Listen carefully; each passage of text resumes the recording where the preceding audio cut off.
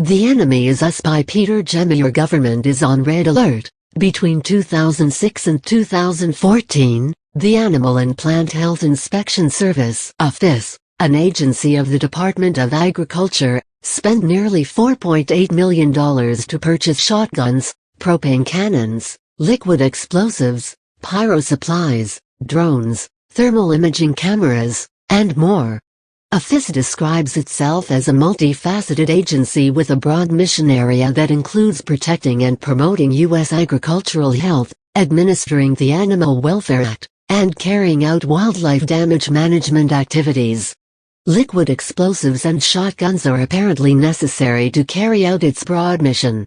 This is one of many revelations found in a new investigative report titled The Militarization of America, Non-Military Federal Agencies' Purchases of Guns, Ammo, and Military-Style Equipment, published by American Transparency, a nonpartisan watchdog group.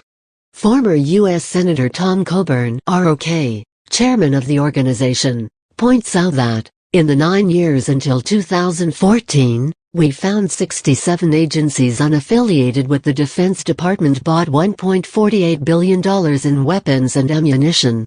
Of this total, $335.1 million was spent by agencies traditionally viewed as regulatory or administrative, such as the Smithsonian Institution and the U.S. Mint. The Department of Veterans Affairs, which is responsible for a number of fatalities due to medical care incompetence, has acquired nearly $11.7 million in defensive weaponry. The report also notes that the Environmental Protection Agency (EPA) spent $3.1 million on guns, ammunition, and military-style equipment. The EPA has spent $715 million on its Criminal Enforcement Division from FY 2005 to present, even as the agency has come under fire for failing to perform its basic functions. Military supplies have reinforced the basic functions of the Bureau of Public Debt in the amount of $2,792,060. The Energy Department amassed an armory worth $15,625,114 for its dangerous work. And the Office of Policy, Budget, and Administration strengthened its mission with $25,849,568 in firearms and military gear. The report makes for scary reading. From 2006 to 2014, the Internal Revenue Service, with its 2,316 special agents, secured over $85,000 worth of guns, ammunition, and military supplies every single month, for 108 months straight, accumulating an armory worth more than $11 million. Regulatory and administrative federal agencies that have firearm and arrest authority include the Small Business Administration, Social Security Administration, National Oceanic and Atmospheric Administration, Department of Education, and the National Institute of Standards and Technology. The National Institute of Standards and Technology can arrest me, at gunpoint. Transferring unused military equipment to local governments and federal agencies began in 1997, when Congress established something innocuously termed the 1033 program. Essentially, it is a shopping service, with lists of military accoutrements. Since 9/11, business has been very good.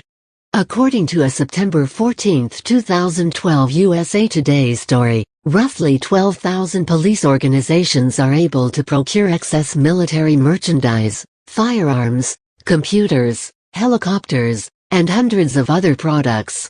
In fiscal 2011, they acquired nearly $500 million worth of items.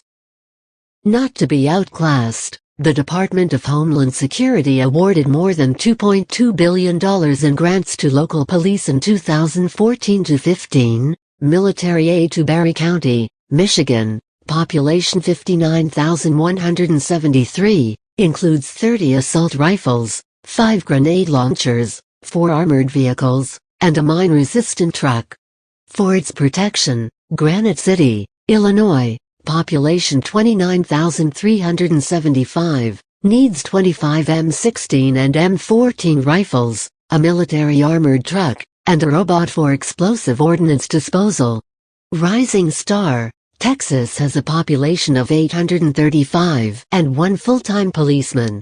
From 2002 to 2011, there were no reported murderers and the town recorded 8 assaults.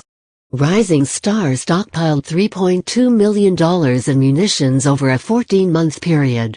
On a positive note, the Los Angeles Unified School District announced that it would return the 3 grenade launchers it had required from the Defense Department, but keep its armored personnel carrier and 61 assault rifles. Thank you. American Transparency's report observes, one could argue the federal government itself has become a gun show that never adjourns, with dozens of agencies continually shopping for new firearms. Gas masks, bayonets, truncheons, and armored trucks complete with rotating turrets are heady stuff for rank-and-file cops.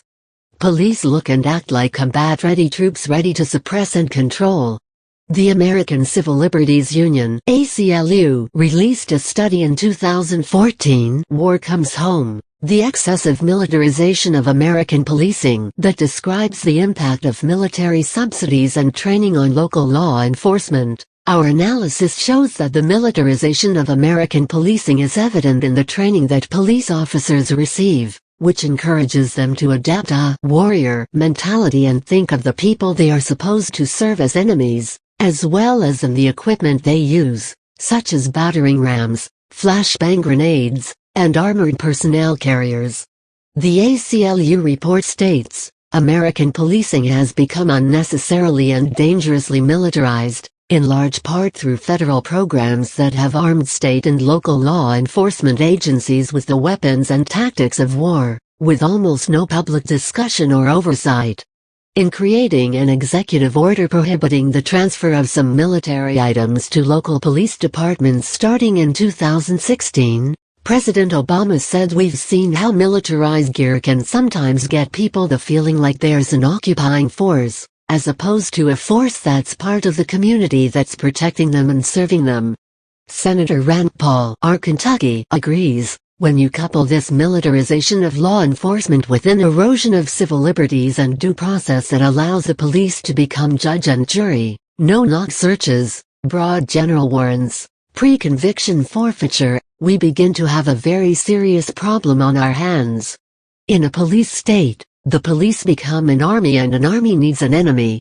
The feds think they have met the enemy and they're convincing local police departments the enemy is us. Correction made, the 1033 program was established by Congress, not the Defense Department.